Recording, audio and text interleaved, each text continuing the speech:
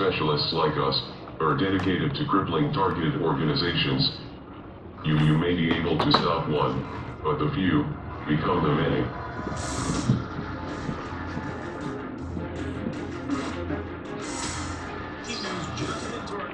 We have new information on one of the largest cyber attacks to ever hit the United States. Officials say this could be the biggest cyber attack in history.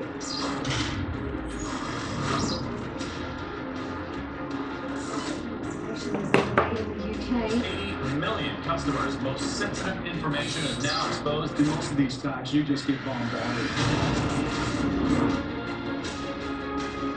Computer hackers foiled security measures to steal 83 million customer names. This could turn out to be the biggest hack in history. Home Depot now.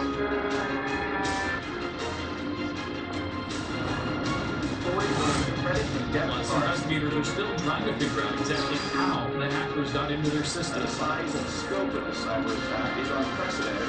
Hackers attacked the Polish Airlines computer system over the weekend.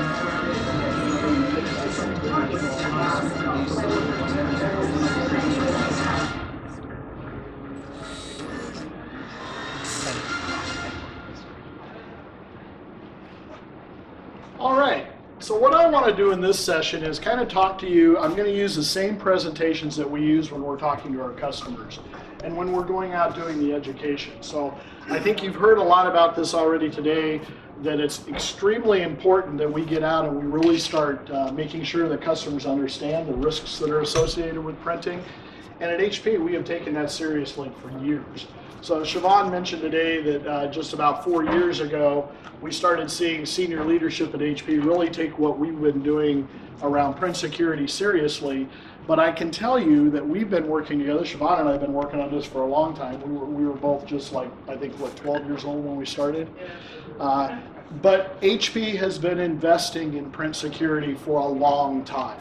And that's great, right? So before, our marketing dollars and what we got to promote this was really get on an airplane and go out and talk to customers that were interested in us. And a lot of the blank stares that you got when you first got in there is like, I had CIOs tell me constantly, it's just a printer. Do we have to worry about a printer? It's sitting on our network, right? So we've kind of evolved to where now we're being pulled in by customers and they're coming and telling us, you need to come in and talk to us. We need some type of approach around our printing environment to help us lock it down and to really communicate that out well. Now, good news is, since we've been investing in this for years, we definitely have the leading portfolio of solutions and the hardware that we had in place. And I'm going to talk to you today about what we did about 2 years ago to even expand that, which really sets HP aside in the way that we're handling and moving forward with our print security message. So first slide I bring up, this is always a busy slide, it's just very security based, right? All the things you have to think about, regulations, do you encrypt your data? What's the competition doing? Are they getting in there? Is it cyber terrorist attacks that are getting in? What are your vulnerabilities? But I draw your attention to that center because really what you're going to hear a clear theme on through my presentation and Siobhan's and Jason as they're presenting to you today is cyber resilience. And at HP, we believe clearly that you have to be able to protect and detect what's going on in your network, but you have to be able to recover from it, right? So that's that cyber resilience piece, is detect it, find out what you have out there, isolate it, get that device off of there, minimize the damage that you're doing to your infrastructure. Because as we know, when you look at the costs of breaches today that are about 7.7 million, and we'll go into that, the whole game for security professionals today is how do you minimize that damage? How do you keep those costs down? How do you make sure that whenever you have a cyber attack that you're able to get your business back up and running as quickly as possible to minimize that damage to what you had happen within your environment? So Michael talked a little bit about this today, but if you look at the changing landscape, and Michael made me feel very old, because I was doing security long before Michael was born. I started out as a cryptologist in the Navy almost 100 years ago now, back when we had wooden ships. But I actually started in this field in 1975. They were minesweepers. Yeah, they were. By 1981, I was firmly entrenched in the cryptology world, and we were doing everything we could to make sure that we were securing the communications of the military and the government and what we needed to do. And it was a big part of what we were doing. Right, so one of the things, whenever Michael brought some of that up, I remember one of the biggest challenges I had in an organization. I was working in a big agency in Washington, D.C. We all sat around and talked about it, all of us that were doing security and system administration, and we had to come out in 1987 and force all of our users to start using passwords. And you'd have thought we killed them all, right? Not only did they have to log on with a password now, we didn't even have any regulations, so it could have been a 2-letter password, right? And they didn't have to change it, but you would have thought we killed them. So that's kind of the beginning of how do we start protecting these devices and how do you get into it. But when we look at what's going on in the changing landscape of what's happening here, as Michael talked about, years ago, we were just looking at script kiddies. And even whenever his attack happened, that's the way the government looked at it, right? These are very smart students in college or in high school that have gotten their hands on a device, and they're looking for ways to irritate us, right? And that's what we were really looking towards.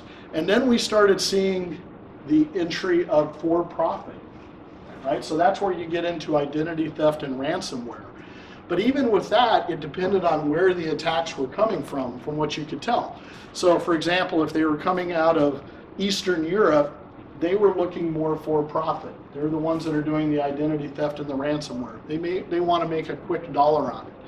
Whereas the attacks coming out of China are totally different, right? They'll get into a company's infrastructure, and you don't think that they've done any damage. You're right, it's the IP, right? So a good example of that is a steel manufacturer got broken into. They thought, well, nothing happened. There was no ransomware, no ask for money. But right as they were getting ready to release their new patent, the Chinese came out with it and named it the same thing, right? So they're patient, and that makes it difficult as security professionals with how do we block and protect from that, right? How do we keep the Michaels of the world out of our systems?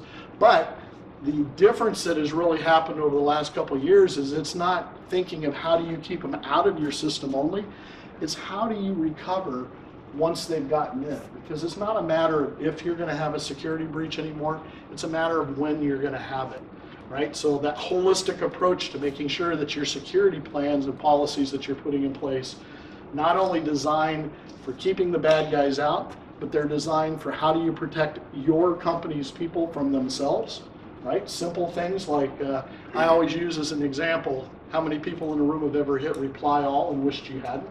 Right? Those are forms of security breaches that happen. Finding a document in an output tray. Has anybody ever picked something up in an output tray you weren't supposed to see? Right? Never. Never. And if you do, did you read it? No, you put it right back down, right?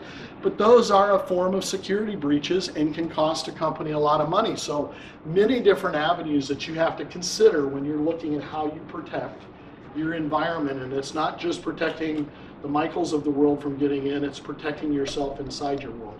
Right? But now we're seeing cybersecurity in a whole different way, right? It's state-sponsored. We're seeing that absolutely. And they're trying to get in anywhere they can. It's activists. They have unlimited funding. So really our job, again, has become to try and keep them out if you can, but look at what you do once they get into your environment and how do you protect against that. And we've taken that very seriously at HP, and I think you're going to see some of the portfolio of what we've done as we go through today. You're going to see how we've addressed that, from blocking from getting in to making sure that you're protecting users from themselves, all the way down to how do we help you recover if you do have one of those breaches. So I put this one up because when we look at security breaches, as a security professional, to me, everything that touches the network is an endpoint, right? But if I go out to a lot of the analysts and you talk to them, they look at endpoints being anything other than a network switch, a server, a PC, right? Those to them are just normal things that you put on there. But this is an interesting slide from their perspective. Since 2003, looking at the major security breaches that have happened, here's the interesting fact. 71% of those have come from endpoints. So when I stand in front of a CIO that says, it's just a printer, it's just a Samsung TV. Yes, my vending machine is hooked to the network, but is that really a concern to me? It's just a vending machine. You bring up this and realize That's how they're getting in. And Michael brought that up in his presentation. They're not coming in through the firewall. That's not the way they're going to find. They're going to find your open window. They're going to find the least path of resistance of how they can get in. And once they're in, again, we've talked a lot about this. You think they're doing one thing, they're doing other things as well. And you just don't know. And I'll talk about some of the breaches we've seen and exactly to that point as we go through these. So, you know, we know the explosion of data. We're going to have 40 zettabytes of data by 2020. To go along with that, the latest report I saw said we're going to have a shortfall of security professionals of 1.5 million by 2020, right? So there's a mismatch there. How do we change that? How do we start getting people more aware of security? And again, great points that I heard today when you guys were bringing them up. A lot of this is education internally, right? When I ask people, how many people in your company do security? What's your answer? Everyone. It should be everyone, right? It's everybody's responsibility to take it seriously. That's the only way we're going to combat it and make sure that we're moving forward. Moving on, 25 billion connected things by 2020. That's more than we have people. How, as IT professionals, do you handle that, right? And another major change and shift we've seen in the industry is, if I look back 5-10 years ago, or I look back to when I was a system administrator, we were the agents of no, right? You bring me a device and say, here, Mike, I want to put this on the network. No, go away, right? That's how we protected our environments. But IT, and especially security, has been enabling businesses now, and they're having to change the way they do it and become part of the business. So now you see the IT department is very connected to what the business is doing. They're having to say yes to these devices. They're having to figure them out. How does this enable our business and make it work better, faster, cheaper, right? And security professionals are having to do the same thing. In large part, you're seeing security professionals now reporting directly in, CIOs and CISOs, into the board of directors so that they can get the funding they need to do what they need to make these changes. So the dynamics have changed from IT always being that separate little entity that sat over here to now they're firmly in the middle, enabling the business and enabling us to work better, faster, cheaper. But then again, security threats, they're on the rise, right? Went up 48% last year. They're going to continue to go on. And we're going to continue to see breaches, right? It's the best marketing event my team has are security breaches, right? We appreciate what our marketing team does for us, but to be honest with you, that denial of service attack that happened a few months ago, that got my team more calls than anything that we could possibly do, right? Real stuff happening and really making people be concerned about it. Reported data breaches, right? This one I always say, 92% of Global 2000 companies said that they've had a security breach in the last year. I always maintain that 8% of the Global 2000 companies were off that day, right? Because everybody has had a breach. Everybody, right? So at HP alone, we fend off around 35,000 attacks a day of people trying to get into our systems. It's a constant worry that you have. And the average cost of a breach is $7.7 million. Now that factors in a lot of stuff, right? That's fixing the actual breach, identifying it and cleaning it up, figuring out what you need to do with the breach, but it's also getting that business enabled to start working better and faster.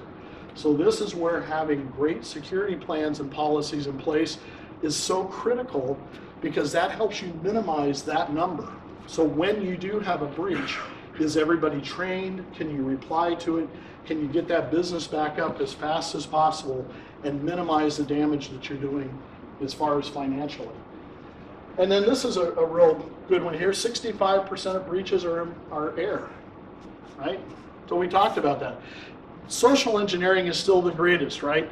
You talk about the breach that happened with the Democratic National Convention. It was a phishing attack against John Podesta, and he clicked on a link, right? It's the easiest way possible. Pardon me? You should have known better. Well, he should have known better, right? But my guess is if I sent one of those attacks out to even our company today, and we test our people, some people would click on it, Actually, an interesting thing on that is he forwarded that email to his IT team, and they told him it was fine. Well, did they? I hadn't read You that. can find that in the WikiLeaks where he forwarded Very it. interesting. And they had given him another link to use, but they said, yeah, this looks legit. Wow. That even makes it worse. Got What kind of account is it? I know. What kind of account was it? I believe it was Gmail. There you go. Wow. Alright, so how did that happen? That he was using Gmail? Right, because they couldn't afford to have a proper security system in place for serious communications. Right. Yeah. Yeah. And I think that's what you see, and that's what we're certainly seeing when we're getting in front of customers now. The spend on security is changing, right? They used to be, us security guys, we were the poor folks in companies, right? We couldn't even afford to go out to lunch with ourselves.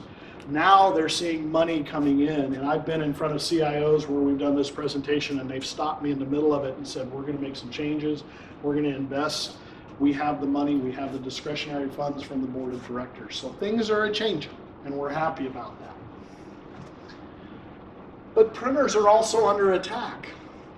And here's a question I want to ask all of you. This works better when I'm in front of a customer working, but how many of you have had a breach through printing? In the companies you've worked for in the past or you work for now? Okay, and what type of breach did you have? What happened? Someone had connected to it wirelessly. I spoke about this earlier, and just printed things to the printer. Okay, so they were printing out It was a prankster. nasty stuff or whatever they wanted to print out. Okay, others? Any other ways? Okay, so they do happen, right? So printers are happening. But the problem is, when I ask this question, and I get, many times I'll have a CIO go, no, we haven't had any breaches at all. And then I ask, how do you know? Right? Printers are not monitored and managed on your network. You don't know if that's how they got in. You had a breach. Target, they were just very lucky that they determined it came in through the HVAC system. It could have been that they got in and you never realized where they got in. Only the first point of entry where they're monitoring do they realize that's the entry point into your network. So that's why we really push that every single endpoint that touches your network needs to be treated as an equal citizen when it comes to security. You can't put a Samsung TV in your boardroom without securing it the way you need to. I tell my friends at home when they buy a Nest digital thermostat, are you installing that using their security? Right? Because I have gone around neighborhoods before and found there's the hotspot, I can get into their network, I need to use their network. Come in there that way. I bought 2 Samsung refrigerators. Uh-huh. And I didn't know the installers had connected them to my kids' Wi-Fi network until after Wow. a year. And I laughed about my neighbor who had a Samsung refrigerators blasting out as a hotspot. It was in my house, my home. Your home. Yeah, I Yeah. know. Let me wipe the egg off. Yeah, well, but you're not the only one that it happens to, right? It happens to all of us. So we have to think of everything is connected today. But the bad part is about the printing side of the house, and Michael brought this up. On average, you have 1 printer for every 10 people in your corporation. We deal with a major financial group that has 47,000 devices. When we went in there to do the first security assessment on them, they weren't protecting those devices. Is that acceptable to a CIO to have 47,000 devices unprotected on a network? Most of them, when they think of that, they're like, no. But still today, I get in front of CIOs and they're like, we know printing is just low on our priority list. But the bottom line is you have to take it seriously because we're seeing this, right? This is the easy way. They're not going to come in the traditional ways that you have high priority on. They're going to come in through the back door. Now this is, Michael Kim is somebody else that we talked to in the industry, and he wrote a great book on how to hack. You can open it up, it'll even show you how to hack printers, right? But the interesting thing is we've had conversations with Michael since then, and he says we've compromised a number of companies using printers as our initial foothold. And again, if you don't have any detection software out there monitoring and managing it, how are you going to know? Are you feeding that print data into your SIM tools? Are you watching what's going on? Do you have some way to make sure that your devices are all set in a common operating environment? So we talked a little bit about this in the room back there. So this laptop right here, number one, when I walk up to it, I have to authenticate before I can start using it, right? It's a one-to-one relationship too. So if my laptop goes down today, something happens to it, I take it to IT, they do whatever magic they do on it, and they re-image it to make sure that all the security settings and everything are in place, and they give it back to me, and I bring it up on the network. Printing is managing one-to-many, right? So you have to have that availability, and that's what we were talking about in the room. You have to make sure that every user can get to it and print when they need to, because that's doing business. But that makes it more difficult to secure it, because how do you put a common operating environment around it, right? We've done that at HP. We're the only company that has done it, but the same thing applies. Number one, I don't want anybody in my environment walking up to a printer and using all the features and functions, and they're on my network. I want them to authenticate first so I know who's there. I don't want to have it wide open, right? So that's changing in the industry where they're seeing the importance of that. And this is why.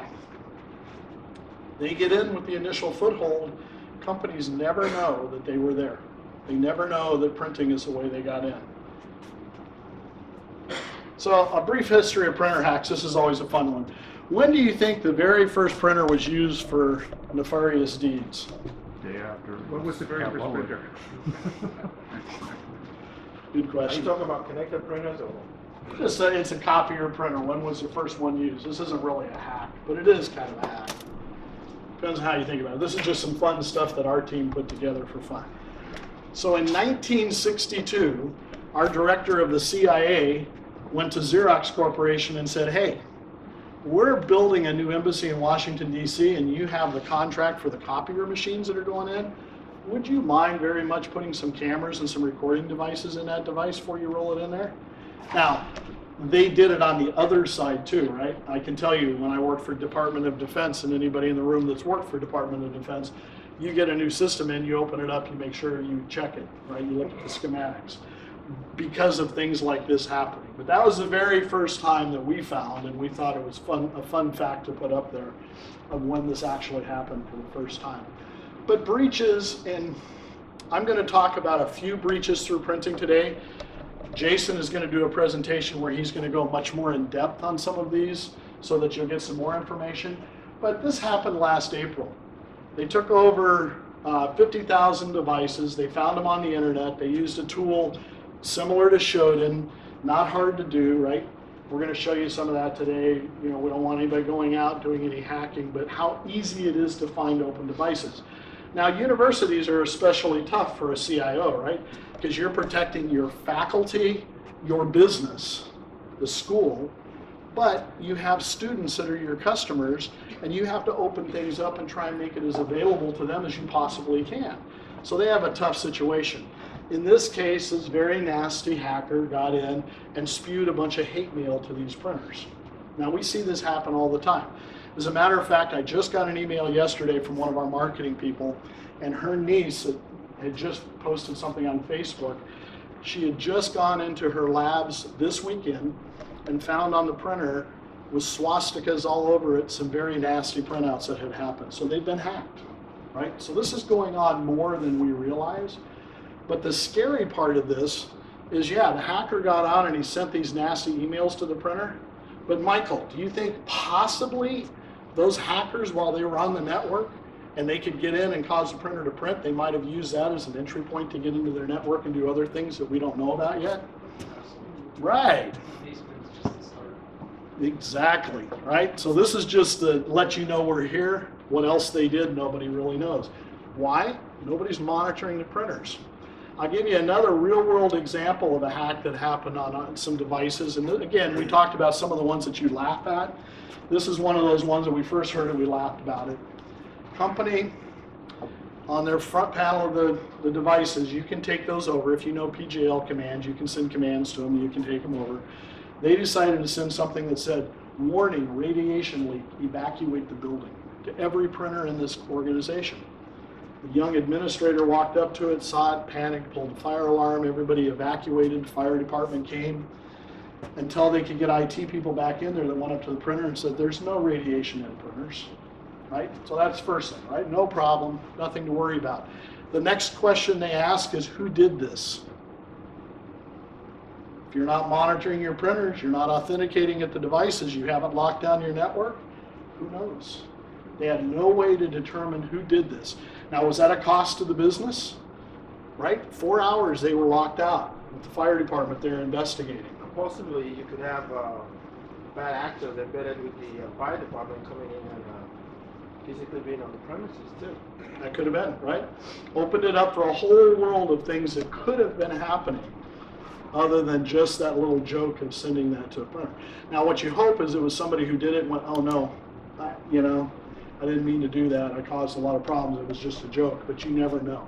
We've seen that in schools too. California School District, they did this several years ago and took over printers of their teachers, 8th graders, and started sending hourly messages of what they thought of the teachers. Everybody remember 8th grade, right? So they were pretty nasty about that. So those are the things, these are the type of hacks that are happening that are out there. And whether you're, again, you show this and I'll have a CIO say, yeah, but all our printers are behind a firewall. I'm not worried about it. What if you have a disgruntled employee? How hard is it to use Shodan on a network and find open devices and go, wow, those printers have default passwords. And when Jason, I don't know why I hired 2 Jasons, but makes it easy. When the Jasons come up to talk today about some of the security assessments we've done and what we find, you'll find amazing how many times we go into major financial institutions that are using default passwords on their printers. They don't even bother changing the password, let alone lock them down, right? Because they're just so available. Let's just put them out there. Another one, I think Michael showed a little bit of a drone going up, but what we found in Singapore, they were using a drone because they have lots of skyscrapers there, and wireless obviously doesn't go very far. So they were using a drone to scan up and down the building to find open wireless devices. Printers is what they were looking for. Then they would embed what they needed to on them to take them over and then disengage, and then they could get back in. They had them. They put their footprint on there and they were ready to move on. Right? So just another one that we've seen through printing. This is another one of a Dutch company, or a Danish company, I'm sorry, and this was ransomware. They got into it through their label printer, put ransomware and locked everything down. Now the report here says the company first took the money out but then switched their opinion and decided to take up the fight. They ended up paying the ransom, right? We've talked about some hospitals where the ransomware has happened here too, where they've had to pay the ransom to get their data back. There's also been some medical facilities that had ransomware put on that had great exit strategies and backup plans that just told them no thank you and they came back up. They might have lost a day's worth of data, but that's as serious as it was. So again, the importance of that holistic security policy, how do you recover when? And realizing, getting security and IT professionals to realize you can't protect against everything. You have to lock these devices down and you have to have a plan ready for whenever you do have a breach. Don't ignore it. So are printers so different to PCs? We get this question asked a lot, right? I can't tell you how many CIOs I've had said it's just a printer, right? Well, the reality is on a PC, you've got an operating system, various ones out there.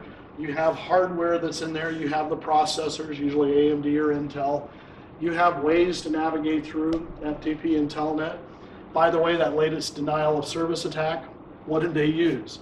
Telnet, right? They didn't even use new technology. Goodness, we haven't even blocked out that yet. Then you come on down, we've all had the same type of viruses on them. Look at the print world. We have operating systems, we have hardware, we have processors.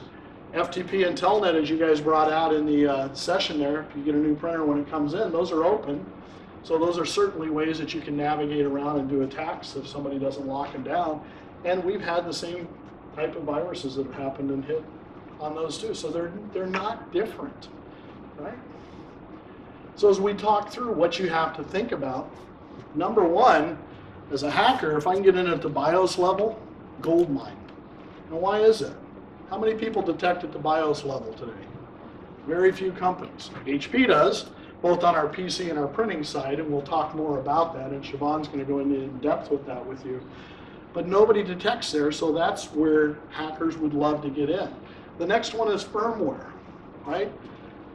I have never gone into a company yet for a security assessment on their PCs, desktops, their normal environment where they don't have a real strict policy about how long it is before they update firmware. It's usually N-1, right? You can be one version out because that's where security fixes happen. When we go into printing environments, and they'll talk about this, we have found them as many as 4 years out of date. We had a conference. They taught us how to hack printers. We came back, I had my team try it, and guess what? It was miserable results. And I think Siobhan remembers where we got on the phone and talked about it. 4 years out of date on their firmware updates. Plus they hadn't disabled any of the settings, right? They hadn't gone in and said anything. They were wide open. Well, of course you can hack them, right? So you've got to have that policy, lock them down. Management, that leads into management.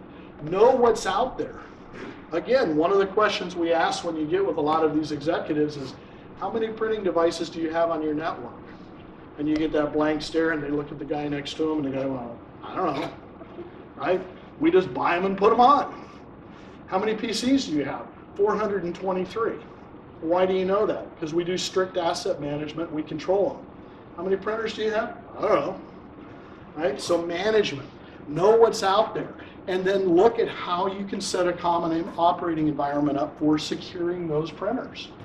Some tool that allows you to configure them, and we'll talk about what HP has done around that, and we're the only company that has and can manage these printers on a continuous basis. Proactive management to make sure that they don't fall out of settings, that you're not opening the window for somebody for 6, 7, 8 hours. The network, we talk about this a lot. And like I said, this is what we present to customers to try and educate them. They're connected to your network. If they touch your network, secure them. That's the bottom line of today. It's a message everybody should know. We talked about the control panel. Excuse me. The example there. Storage, media capture, I won't talk a lot about those. I go to the output tray. How many in the room have heard of something called pull printing? Or ever used it at their company, right? Where you walk up to a device, you print, it prints to a print server, you walk up to a device, you scan your badge, it says, hey, you're John, do you want this document? Yes, and it prints out, right? Great solution. 5, 6 years ago, the way we sold that solution, and Jason was the product manager of that at the time, was cost, right? You take 15 to 30% of your cost out of your environment on printing just by having some type of what they call pull printing. Now I call it secure printing because it's a suite of solutions, right? It might be pull, it might be push printing, but the bottom line is if I'm talking to a finance guy or I'm talking to facilities, they're looking at cost, how they can remove cost from their overall environment. But if you're talking to somebody in security, it's authentication. With secure printing, you get authentication at the device. If you don't have authentication, you don't know who's there, you don't know who's making copies, you don't know who's scanning, you don't know who's emailing stuff out of your organization. So for security professionals, once I have authentication, that allows me to start setting rules and roles and controlling the environment and really being strict in what people are doing on there. I may not want the night crew coming in and doing everything, right? I may not want engineering copying documents. That's how proprietary information might walk out of my organization. So I want to set those rules and roles, and you can't have that without authentication. But what else does authentication give us?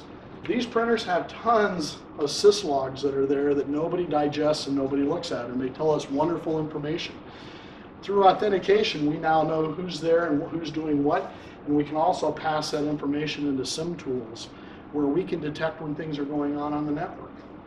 So it opens up the world to the security team of 47,000 invisible devices on their network to now 47,000 devices that they know exactly who's walking up to them, what they're doing on them, and how they're working. It also reduces costs. Sorry to disturb you, but on the storage media for printers, is that encrypted by default? The storage media, yeah, all of our printers have encrypted hard drives now. Oh, okay, cool. Yep. Thank you. We did that about, what, 5 years ago? Seems like 10 years, but yeah. We did that when CBS News Story did a big expose on all the printers they found with unencrypted drives. We were already ahead of that game. We'd already addressed that, so yeah. Thank you. You bet. Okay, world's most secure printing. We talked about this morning. We made this claim, and trust me, it was hard to even use the word secure around printing when we first started this. Legal says no, right? Hence some of our product names that don't say security on them. But now we have the most secure devices in the world, and we know that. And we've even extended this over to the PC side. And I'm going to show you a little bit of what that is. We're not going to go in depth. Siobhan's going to go more in depth of what we're doing for the devices themselves. But it's all around the framework that we've been using for well over 10 years of secure the device, secure the data, and secure the documents. So you start understanding whether it's printer you're securing or whether it's printing that you're securing. Each of them are very important and each of them are different. So let's talk about what we've done. You guys have heard about SureStart on our PC side. We took that technology and we moved it over to the print side of the world. So what SureStart allows is that every time one of our printers boots up, it's inspecting the BIOS to make sure that it's not corrupt. And if it is corrupt, we talked about that cyber resilience.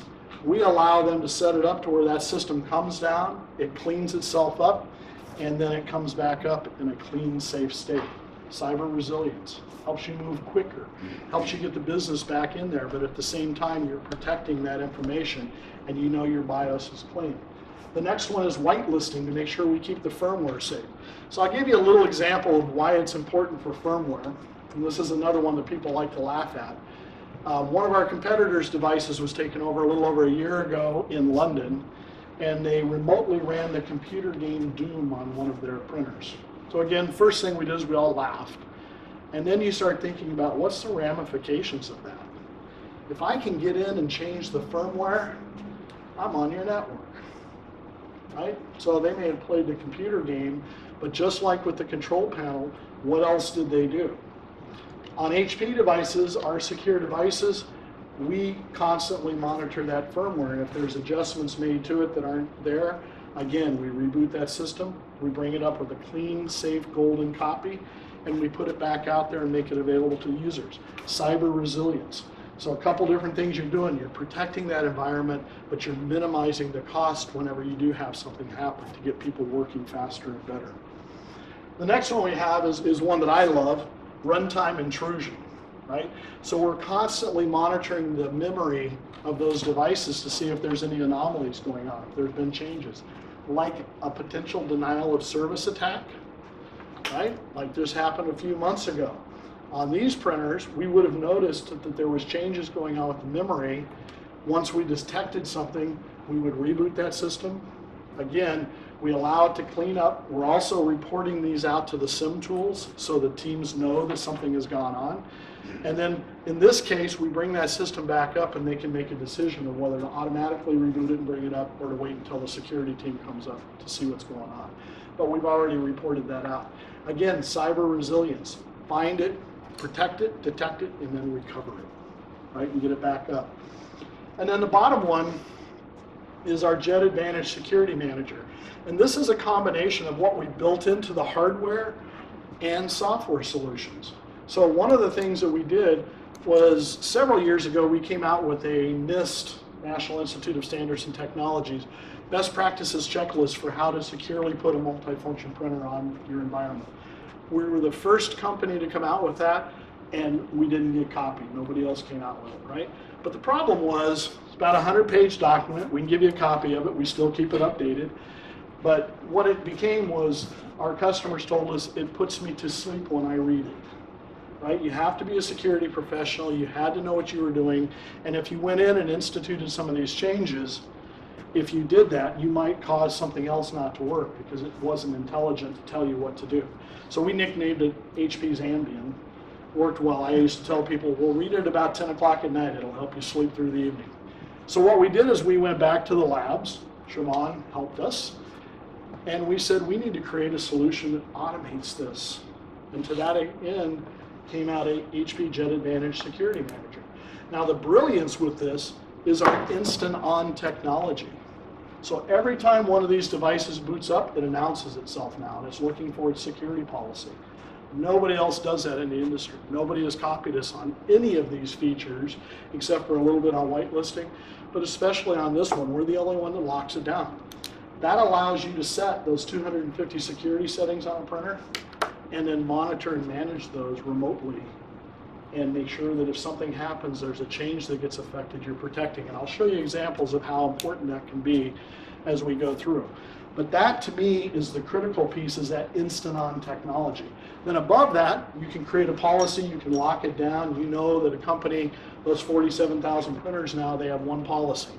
They know every printer is locked down. They know what's happened with them. Is that management through group policies or through Active Directory? Yep, it is managed through Active Directory. Yep. So again, we talked about the settings. This is our printers all are very secure.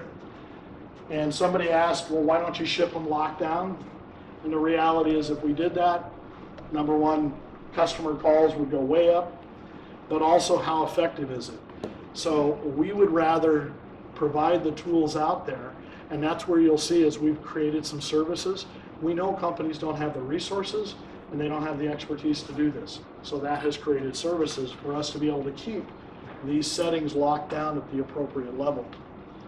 So Security Manager, again, that instant-on technology becomes so critical here because the first thing you do is you create a policy. Very simple tool to use to create your policy. It's also something we offer as services to help you decide where you want to lock it down and how you want to do it. The next thing is you can add devices. So with instant-on technology, if a device gets taken down for maintenance for some reason and they change the formatter board, the minute that system comes up, it says, I'm here, and it gets a security policy to lock it down. If you buy a fleet of 500 new devices and you deploy them, the minute they come up, they're seen, they see their security policy, and they lock those devices down. The other part is, from a security perspective, I can now assess my devices consistently and constantly throughout the day. So I always know that they're locked down. That's critically important. Moving around, I remediate them. Cyber resilience, right? We don't just tell you, yep, your telnet's wide open. We lock it back down for you. We make sure that it's never left open. We also do certificates. So all of these devices that you see around here all have embedded web servers built into them.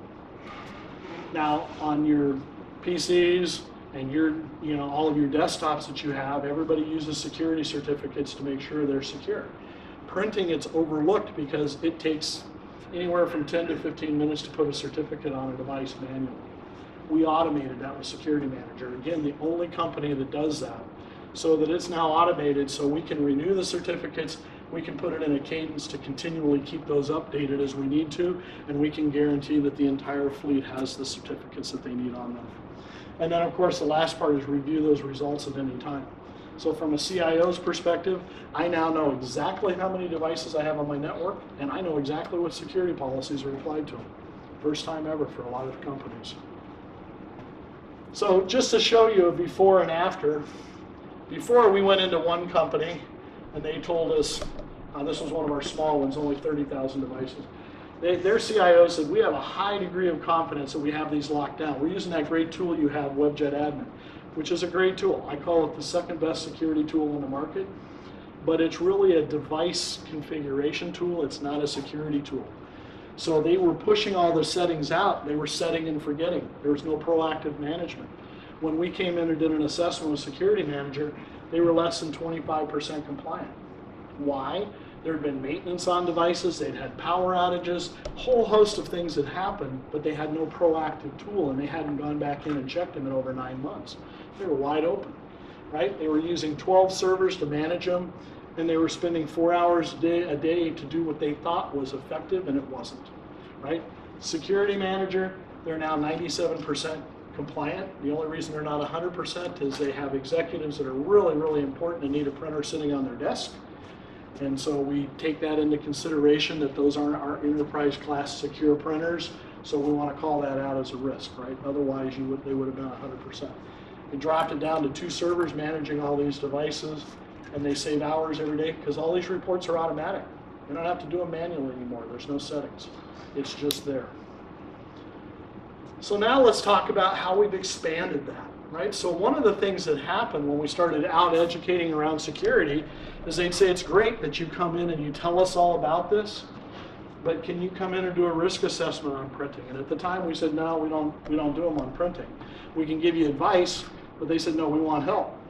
And then even after that, when we started doing the risk assessments, they came back and said, it's great, you told us what's wrong, can you fix it? And we're like the consultants at the time, right? We can tell you that you need to have your tooth pulled, but we're not the ones that pull it. So they wanted us to create these services. So this has been a big pull from our customers saying, we want services around security. We don't have the manpower. We can get the money, but we don't have the manpower, we don't have the time, and we don't have the expertise around that. So to that end, we have developed Secure MPS, Secure Managed Print Services. So we have a huge install base of managed print service clients, both on the print and the PC side. And this is what they're wanting us to do, is come in with the comprehensive print security protections in the industry. And that's what we're developing to, and that's what we've deployed. So let's talk a little bit about it. Why did we do this? Well, we saw, for one thing, all the analysts were telling us, guess what? Security 4 years ago used to be down at the bottom and cost was the highest one. It's switched now. Enhanced security is so important to every one of the customers because of this $7.7 million number in the reputation damage. Look at Target and those other ones, how much it hurt them. So we were pushed by customers that this is something we want. And HP, you're the company to do it for us.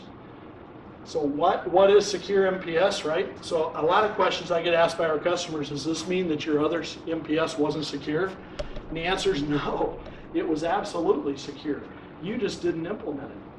I saw an interesting statistic from IDC the other day that said 60% of all security tools in the industry become shelfware because they don't have the time to deploy them and to use them correctly, right?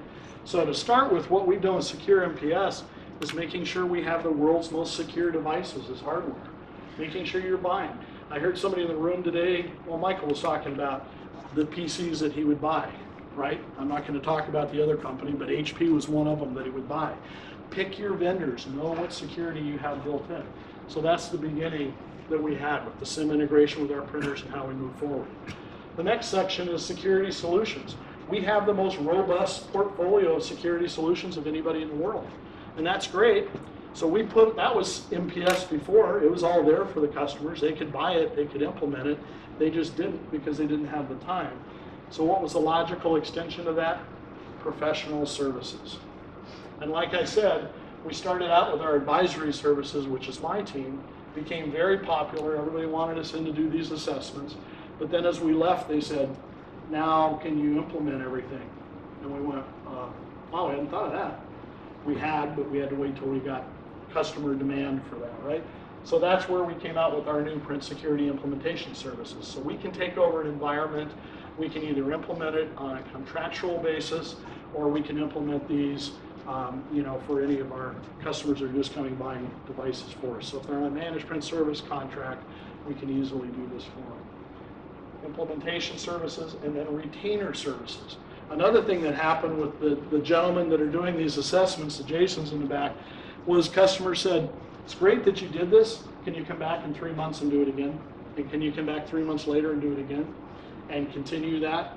So now built into the contracts with Secure MPS, they want us in there either every 3 months, every 6 months, once a year, but they want us to continually do these risk assessments for them because that becomes critically important because security changes. And then the last one we did was print security governance and compliance. So we're helping customers if they're healthcare, how does this apply to HIPAA? How does this help you pass audits? If you're ISO 27001, we're compliant with that. How we can help them and show them by implementing authentication, secure workflow, and all the aspects of your printing environment, we can help you be compliant whenever you have compliance concerns coming up. So that shows you what Secure MPS is. Here's how we designed it. You may look at this and say, wow, that's kind of like you designed any defense in depth way that you're doing security. That's the model we used, right? Why change it? Start out with the most secure devices, having built-in malware protection, encrypted hard drives. We're the only company in the world that does that, right? Device hardening. How do we make sure we're helping customers know that they need to change these admin passwords? Not only one time from default, but on a regular cadence so they're not broken into, right? Firmware updates, keep that current. Configurations, interfaces, and services that we have. Monitoring for threats. integrating this into SIM tools so they have visibility in what's going on with their print environment like they never have before. And then getting down into data, documents, confidentiality. Really looking at their environment from a how are you using these devices for business and how do we make this better for you and help you manage that. Advisory services, we talked about this, but a lot of whenever Jason's will tell you, most of what we do when we walk in the door is educating, right? A lot of it is making people realize these printers are a risk in the first place, and then helping them with the risk assessment, security policy guidance, and then solutions recommendations, building a roadmap of here's where you are today, and here's where we can take you to. A lot of customers say, number one, we're going to throw out all our old devices. They still work well, but we want the ones with new security features. I liken this to you're not running Windows 95 anymore. You probably shouldn't run one of our printers that's 20 years old. There's probably going to be some holes in it, right? So keep your technology refreshed. Make sure you have the right devices for the right business applications. And then again, this is kind of our security assessment focus area. We go into it from a control point perspective. So we're looking at industry standard security controls. So you take the first one, logical access, right? How many people do you have on an administrative account? ISO 27001, NIST, HIPAA all require you have one person for an administrator account. We have found as many as 40 administrators assigned to one account. And when you ask the CIO, how do you know who did something wrong? Well, we can narrow it down to 40 people. Not good enough, right? But we're using the industry standard. Asset management, how many printers do you have? We don't know. You need to know that, right? That's a requirement. Control those assets. So this is how we evaluate. I'm not going to go through all of these, but we're doing this. We're doing industry standard governance, regulation, and compliance. We use a GRC tool to develop our security risk assessments that we do around the printing. And again, we're the only one in the world that has these services. My team right now, when we finish hiring everybody this year, will be a little over, we'll have 13 security consultants worldwide specifically for print. None of our competitors have even one. So it's a major change. So, like I said, I use this for customers, so this kind of tells them how to get started, but the bottom line is engage with us. If you have more questions today, ask us. We've got lots of stories to tell you about how this is working and how effective it is. Hopefully this just kind of shows you an idea of taking from where Michael started today, talking about how they get into the devices, to what HP is doing to try and protect people from getting into those devices. Okay? All right, thank you all very much.